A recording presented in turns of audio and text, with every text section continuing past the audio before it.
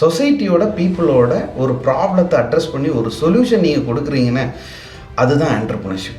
So நான் சுற்றி இருக்கிறவங்க பேச்சை கேட்குறதா இல்லை என்னோட இன்ஸ்டிங்ஷனை நான் ஃபாலோ பண்ணுறதா? உங்களை சுற்றி ஒரு 5 பேரை நீங்கள் யாருன்னு காட்டுங்க, அந்த 5 பேராக தான் நீங்கள் 5 வருஷத்தில் மாறுவீங்க. ஸோ நீங்கள் பிஸ்னஸ்னால் இதுதான் பெஸ்ட் அப்படின்னு எதை சொல்வீங்க? இன்னைக்கு நமக்கு வரக்கூடிய சம்பாத்தியம் வந்துட்டு பத்தாது. ஈவன் வந்துட்டு இங்கே துபாய், எஸ்பெஷலி துபாயில் வந்துட்டு நீங்கள் ஒரு 5000 திரமோ இல்லை 3000 திரமோ எவ்வளோ பண்ணாலுமே ஒரு நாள்லேயே காலி பண்ணிடலாம். வருஷத்தில் 13% இன்ஃப்ளேஷன் இருக்குது.